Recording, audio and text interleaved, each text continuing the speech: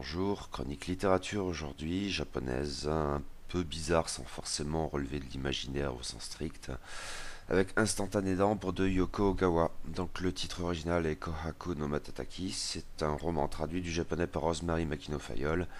C'est publié comme d'habitude aux éditions Actes Sud. Le roman japonais date de 2015, il est sorti tout récemment en français et il fait dans les 300 pages. J'ai beaucoup lu Yoko Ogawa, depuis ma découverte en 2003 du Musée du Silence. L'autrice est prolifique, un livre par an au moins, et Actes Sud en traduit l'essentiel, les fictions en tout cas, depuis plus de 20 ans. Dans cet ensemble, les titres brillants ne manquent pas, alors je pourrais citer La piscine, Les abeilles, La grossesse, L'annulaire, Hôtel Iris, Le Musée du Silence, Triste revanche, La formule préférée du professeur, Cristallisation secrète, pour m'en tenir à ceux qui m'ont vraiment marqué. Tous ces livres, souvent courts, et quelques autres, ont été repris depuis dans les 2 gros volumes des œuvres de Yoko Ogawa en thésaurus. Mais après cela, je me suis montré moins exhaustif. Si Manuscrit Zéro m'avait bien plu, même un bon cran en dessous des ouvrages que je viens de citer, les lectures des otages m'avaient franchement déçu, au point où j'ai plus ou moins consciemment choisi de faire l'impasse sur les 3 titres suivants de l'autrice. J'y reviens tout de même aujourd'hui avec ces instantanés d'ambre tout récemment traduits. Hélas, autant le dire, il s'agit à nouveau d'une déception. Dans ses bons moments comme dans ses mauvais, car on a des exemples des deux, Yoko Ogawa demeure Yoko Ogawa. Elle a une patte, des thèmes, des procédés qui constituent une bibliographie cohérente. Les mauvaises langues diraient peut-être répétitives, mais pour le coup, je n'ai généralement aucune envie de persifler, tant cet imaginaire bizarre, obsédé par le besoin de classification et une fascination trouble pour tout ce qui est organique, m'a procuré de merveilleux moments de lecture. Sans la moindre surprise donc, Instantané d'ambre joue également de tout cela, et c'est une nouvelle variation sur l'ensemble de ces thèmes et procédés. Sur la base, par ailleurs, d'un postulat très intéressant. Une femme a eu 4 enfants de son amant, un éditeur d'encyclopédie qui la néglige et n'a jamais manifesté le moindre intérêt pour sa progéniture illégitime, qui ne le connaît pour ainsi dire pas. La situation déjà éprouvante est bouleversée par un drame, la mort de la petite dernière, emportée par une maladie.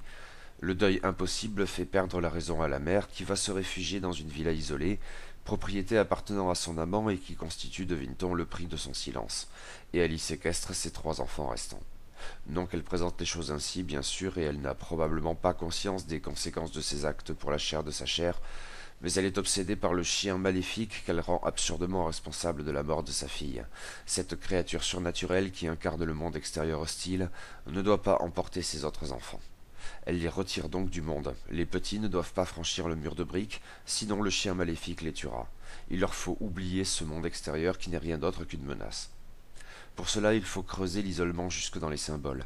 Les enfants sont débaptisés, ils doivent oublier leur nom, car ils donneraient prise au chien maléfique. Prenant un volume d'une encyclopédie, une de celles si nombreuses qui ont été éditées par le père absent, il y en a bien des titres dans la bibliothèque de la villa et qui ne contient semble-t-il pas le moindre autre livre, elle laisse le hasard déterminer les nouveaux noms des enfants. Des noms minéraux d'abord, l'aîné, la fille aînée sera Opale, le benjamin Agathe. Mais notre héros sera Ambre, un nom qui détonne car cette substance est ambiguë avec sa part organique. Les 3 enfants grandissent donc, même si leur mère souhaiterait visiblement qu'ils demeurent à jamais ces petits, et multiplie les artifices en ce sens, comme leur costume fantasque bientôt trop étroit. Les enfants grandissent donc dans l'isolement, sans le moindre contact avec l'extérieur. Ils ne peuvent pas sortir, car le chien rôde, et personne ne pénètre à l'intérieur du mur de briques, si ce n'est l'âne qui, une fois l'an, vient faire la tondeuse, et plus tard un colporteur de contes de fées, Joe, dont l'apparition très codifiée annonce l'effondrement de ce monde clos et de ce fantasme d'enfance éternelle et éternellement pure et innocente. Les 3 enfants s'instruisent dans les encyclopédies de leur père, qui, car ce sont des enfants, trouvent à se distraire dans ce cadre bien morne, qui n'est pour autant pas tant un enfer qu'un triste et navrant mensonge, le manque de points de référence ne permettant pas aux prisonniers de juger de leur sort. Ils développent des jeux, des rituels, mais tous 3 font également montre de talents artistiques. La danse et le conte pour Opale, la musique et le chant pour Agathe, le dessin avant toute chose pour Ambre. Celui-ci est bientôt affecté d'une étrange pathologie oculaire, et c'est comme si la matière qui en est venue à le désigner contaminait son œil, et voie de conséquence sa vision. Il ne se perçoit pas le moins du monde comme étant handicapé, sa famille pas davantage. Cette invasion dans son œil, il l'associe tout naturellement, et de même sa mère, sa sœur et son petit frère, à la présence persistante de la Benjamine décédée du fait des maléfices du chien qui rôde à l'extérieur.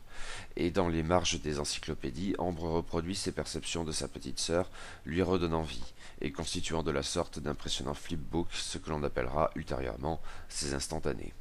Car nous savons que cette situation improbable ne durera pas éternellement. La plupart des chapitres s'ouvrent sur des aperçus à la première personne d'une institution plus ou moins définie, évoquant une maison de retraite ou un hôpital psychiatrique. Nous empruntons les yeux d'une femme anonyme et semble-t-il assez lourdement handicapée, même si pianiste accomplie, qui erre avec le timide et doux monsieur Amber dans le pavillon des arts. Elle connaît son histoire, celle de son enfance, celle de son sauvetage, et bien sûr ses instantanés. Monsieur Amber semble être dès lors un vieillard, condamné à demeurer dans une institution de cet ordre jusqu'à la fin. Ils échangent par murmure, et sans doute le récit de la vie au sein du mur de briques est-il en fait la retranscription par cette narratrice des réminiscences naïves en même temps que biaisées de Monsieur Amber, sans guère de recul finalement. Quoi qu'il en soit, Monsieur Amber demeure encore à ce stade un reclus, même s'il n'est dès lors plus privé de tout contact humain en dehors de sa famille. Il y a sûrement beaucoup de bonnes choses là-dedans, et de choses très justes. Yoko Ogawa y traite avec une appréciable finesse du deuil et de la folie, et livre un tableau de l'enfance qui ne manque pas de toucher, mais devrait probablement le faire davantage. Et ici je tends à croire que la traduction de Rosemary McKinnon-Fayol a pu jouer contre le roman. Ces enfants sont certes bien particuliers, mais clairement ils ne s'expriment pas comme des enfants, et l'ensemble est assez froid, bien trop rigide. L'ordonnancement du monde via les encyclopédies, à la manière des collections diverses que l'autrice a régulièrement mises en scène au fil de sa carrière, produit un effet typique, de même que les jeux et les rituels qui y sont associés avec leur légère étrangeté. L'accent mis sur l'art séduit tout d'abord, et cette idée de l'œil contaminé par l'ambre qui amène le protagoniste enfantin à recréer le monde et sa sœur défunte dans un flipbook non exempt de dimensions troubles voire glauques, avec le rapport au père absent qui en découle forcément. C'est du pur Yoko Ogawa, et fut un temps, j'en suis persuadé, où elle aurait pu en tirer un excellent récit. Ce que n'est hélas pas Instantané d'Ambre. Il y a bien un risque dans ce jeu de variations sur un même thème, celui de l'automatisme. Yoko Ogawa a pu composer des merveilles de subtilité, mais Instantané d'Ambre m'a fait l'effet d'un livre conçu sans y croire, d'une production professionnelle et manquant d'âme, et surtout d'un roman profondément ennuyeux. Il m'a fallu batailler pour en venir à bout, et c'était une expérience passablement désolante, d'autant plus que j'y relevais à chaque page ce que j'avais tant aimé par le passé chez cette autrice, mais sans que cela ne me touche jamais véritablement. À ses débuts, Yoko Ogawa s'était surtout fait remarquer pour des textes courts, voire très courts. Je tends à croire que c'est dans ce registre qu'elle brillait le plus. Elle a très certainement livré de bons romans, comme Le Musée du Silence, Cristallisation secrète, ou, dans un genre assez différent, Hôtel Iris. En sens inverse, ces recueils de nouvelles ne sont certes pas tous à la hauteur du fabuleux Triste Revanche. Néanmoins, je tends à croire qu'Instantané d'Ambre pâtit de son format romanesque, même si ce n'est pas un très long roman. Et étrangement peut-être car un thème pareil demandait sans doute une certaine amplitude pour être utilement et pertinemment développé, je m'en rends bien compte. Reste qu'en l'état on s'ennuie à mourir. Les mêmes scènes reviennent sans cesse, bien trop abondamment détaillées. Dans l'absolu, ça n'est pas sans justification, le morne quotidien des enfants, où leur jeu compte tant, pourrait assurément légitimer le procédé. Mais l'ennui l'emporte sur le sens. Régulièrement, on a l'impression de scènes gratuites, insérées dans le seul but de gagner quelques pages. Et cela ne fait que renforcer la triste impression d'une autrice qui joue ses gammes sans sincérité. Parfois, disons-le, on est à la limite de l'autoparodie. Le cas de Joe en est parfaitement symptomatique. Ce personnage de conte de fées n'apporte finalement rien au récit, et ses apparitions, ses bizarreries, sonnent faux et plats. Finalement, il n'y a guère qu'une chose que j'ai aimée dans ce roman qui me fait globalement l'effet d'un ratage, et ce sont les ouvertures de chapitres à la première personne. On ressent bien plus dans ces passages que dans tous les autres, car avec bien plus de subtilité et d'empathie, cette légère bizarrerie généralement constitutive de l'œuvre de Yoko Ogawa, et le plus ou moins vieux monsieur Amber intrigue et séduit davantage que le petit Ambre. Tout est plus subtil dans cet hospice, plus délicat. La voix douce de monsieur Amber, on l'entend à peine, comme il se doit, et on en perçoit d'autant mieux la fragilité. Les chuchotis des enfants au sein du mur de briques ne parviennent pas à produire ce sentiment. Par ailleurs, le point de vue de la pianiste offre un bien intéressant qui manque au récit objectif du sort des enfants séquestrés par leur mère. C'est dans ces passages que j'ai retrouvé la Yoko Ogawa que j'avais tant appréciée et si souvent par le passé. Mais le reste, non, hélas.